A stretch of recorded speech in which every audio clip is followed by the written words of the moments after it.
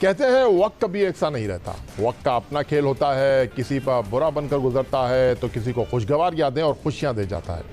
पाकिस्तान में सियासत से जुड़ी तब्दीलियां और तकर्रुरियां किसी भी हुकूमत के गिरने के साथ मुश्किलात से दो चार हो जाती हैं। कहा जाता है कि पाकिस्तान में किसी भी सियासी जमात के इख्तिदार में आने के बाद पाकिस्तान क्रिकेट बोर्ड की चेयरमैनशिप का ओहदा ऐसा ताज है जिसे बड़े बड़े कारोबारी हजरात, क्रिकेटर, सियासतदान और ना जाने कौन कौन पहनने का ख्वाहिशमंद होता है। अब मुल्क में तहरीक इंसाफ के चेयरमैन इमरान खान वज़ारत उज़्मा के मनसब से अदम एतमाद की तहरीक की बदौलत निकाले गए तो उनकी जानिब से मुक़र्रर करदा चेयरमैन रमीज़ हसन राजा के बारे में चहमगोइयाँ हो रही हैं कि आया वो इस ओहदे पर बुरा जमान रह सकेंगे या कोई और इस मसनद को संभालेगा। जी हाँ जनाब, पाकिस्तान क्रिकेट बोर्ड का नया चेयरमैन कौन होगा या रमीज़ हसन राजा अपनी इनिंग्स को जारी रख सकेंगे, ये वो सवालात हैं जिनके जवाबात के लिए आज हमने स्टूडियो में मदऊ किया है पाकिस्तान के former test fast bowler Sikandar Bakhsh साहब को। हमारे साथ वीडियो लिंक पर मौजूद हैं senior sports journalist Abdul Majid Bhatti साहब और अमरीका से टेलीफोन लाइन पर हमें ज्वाइन कर रहे हैं वनडे क्रिकेट में पहली हैट्रिक करने वाले टेस्ट फास्ट बॉलर जलाल उद्दीन साहब। क्यों ये बात हो रही है कि जनाब रमीज़ हसन राजा साहब अपनी इनिंग्स जारी नहीं रख सकेंगे? क्यों लोग ये कहने पर बहुत ज़्यादा बज़िद दिखाई दे रहे हैं कि पाकिस्तान क्रिकेट बोर्ड के सरबराह के लिए रमीज़ हसन राजा के लिए आने वाले दिन आसान नहीं होंगे? उसकी बुनियादी वजह यह है कि जब 13 सितंबर 2021 को रमीज़ हसन राजा पाकिस्तान क्रिकेट बोर्ड के चेयरमैन के ओहदे पर बराजमान हुए थे तो उन्होंने क्या कहा था वो आपको दिखाते हैं और उसके बाद मज़ीद गुफ्तगू करते हैं। सबसे पहले तो obviously prime minister Imran Khan का, इसलिए कि यहाँ पे वर्ल्ड कप 92 के भी मेरे दो साथी बैठे हुए हैं, क्योंकि हमारे लिए अभी भी फ़ैन मोमेंट होता है जब हम इमरान खान से बात करते हैं या उनको देखते हैं और जब वो ये कह दें कि आपकी एबिलिटीज़ पे मुझे कॉन्फिडेंस है और एक तरह से जब आपको एक्नॉलेजमेंट मिल जाती है from such a great leader और हमें पता है कि वो कितने बड़े लीडर हैं, तो फिर आपका दिल इतना बड़ा हो जाता है और फिर आपकी चाह बढ़ जाती है क्रिकेट में कुछ करने की। सो उनका बहुत बहुत शुक्रिया कि एतमाद उन्होंने मुझ पे ज़ाहिर किया है। आसान जॉब नहीं है, जैसे कि सबको पता है, क्रिकेटर्स को भी पता है, हम सब टेस्ट होंगे, चैलेंज होंगे। सीधा चलूंगा test fast bowler Sikandar Bakhsh साहब की तरफ। सिकंदर बख्श साहब, ये वो पॉइंट है, ये वो नुक्ता है जो शायद रमीज़ हसन राजा के मुस्तकबिल के हवाले से बहुत ज़्यादा डिस्कस किया जा रहा है, क्योंकि जो भी चेयरमैन बनता है वो मौजूदा हुकूमत की आशीर्वाद से इस मनसब तक पहुंचता है।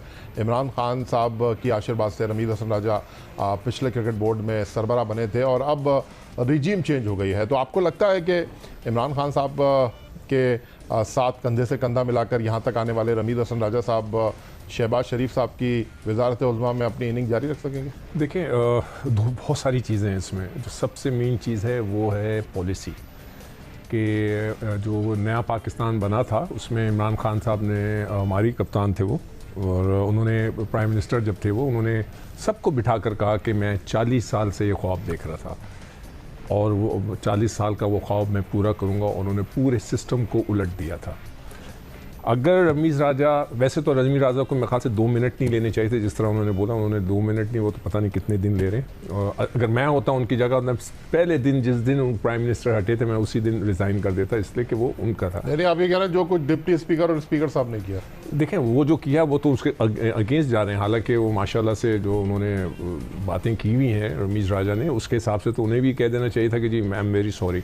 मैं यहाँ पे नए प्राइम मिनिस्टर शहबाज शरीफ साहब से ये रिक्वेस्ट करूँगा कि मैं हाथ जोड़ के कि हमारे जो क्रिकेटर्स और स्पोर्ट्समैन और ख़वातीन भी जिनकी नौकरियाँ चली गई हैं, जो सड़क पे आ गए, खुदा के वास्ते उनको दोबारा रीइंस्टेट करवाएं।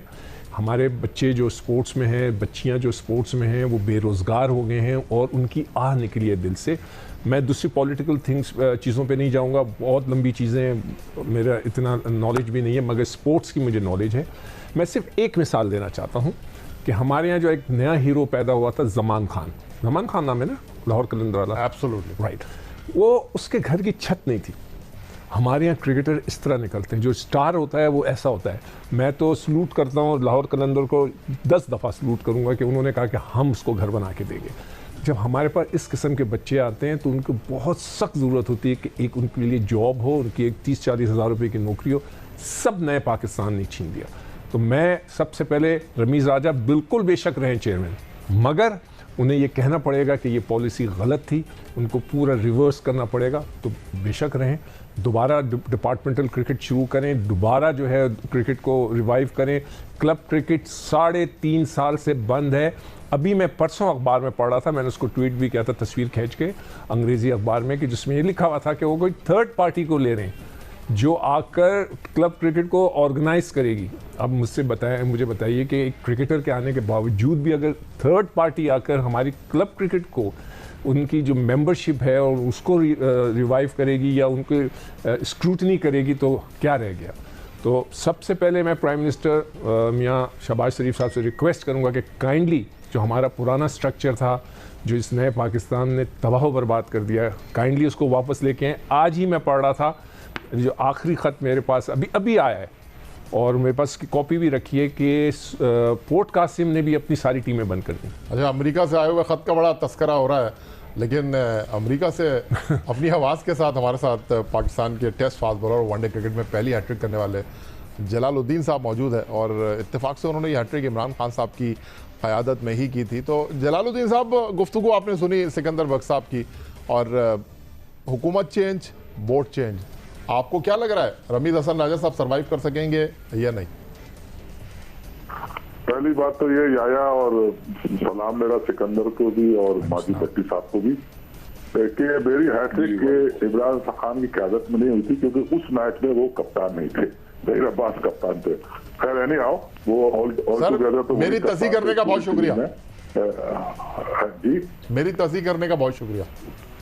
अच्छा चलो, देखिए ये तो बड़ी वॉल पे लिखा हुआ है कि जब भी गवर्नमेंट चेंज होती है तो बोर्ड में भी चेंजेस आती है, तो उसमें तो कोई आपके सामने हिस्ट्री मौजूद है, तो ये तो अपरेंटली बिल्कुल वाज़ेह है कि चेंजेस आएंगी।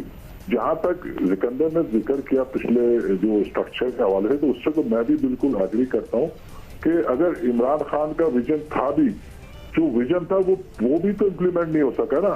अगर उन्होंने चीजें चेंज करनी थी तो कर देते ना नीचे तक, जैसे सिकंदर खुद कह रहा है। मुझे तो ये बात उस वक्त भी मैंने कह दी थी जिस वक्त ये हुआ था, नदीम खान उस डायरेक्टर थे उनको, कि तुम ये कर ही नहीं पाओगे, तुम्हारे बस में नहीं है। और आज वही है कि वो आउटसोर्स भी कर रहा है उन चीजों को। तो ये अगर इम्प्लीमेंट कर ही देते तो हम चलो फिर भी मान लेते हैं कि भाई इन्होंने पूरे स्ट्रक्चर को इम्प्लीमेंट किया। मां सिवा 6 टीम्स के जो ऊपर की 6 टीमें हैं या उनकी सेकंड 11 है, वो एक तरह से वो भी जो है डेमोक्रेटिक वे में नहीं चल रही थी, उसमें भी एडॉक लगा के वो चला रहे थे। तो पूरा का पूरा जो स्ट्रक्चर था वो इम्प्लीमेंट तो कर ही नहीं सके, 4 साल ऑलमोस्ट हो गए। तो ये तो खराबी तो अपनी जगह मौजूद है, और इसका नुकसान भी बड़ा देर में नजर आएगा, आपको फौरी नजर नहीं आएगा। और बिल्कुल सही है कि इस स्ट्रक्चर को इम्प्लीमेंट ना करने की वजह से मैं यही कहूँगा कि अब अगर इसको चेंज किया जा सकता है जरूर चेंज करें, क्योंकि उसमें अपॉर्चुनिटी ज्यादा थी प्लेयरों को खेलने की, और उससे हमारे पास देश में प्लेयर ज्यादा नजर आते थे और वो फिर पिरामिड बनता था, ऊपर जाते थे प्लेयर। तो ये बिल्कुल चेंज होना होगा मुझे लगता है, क्योंकि जो हिस्ट्री है क्रिकेट बोर्ड की और गवर्नमेंट की पॉलिसीज के हवाले से नया चेयरमैन आए।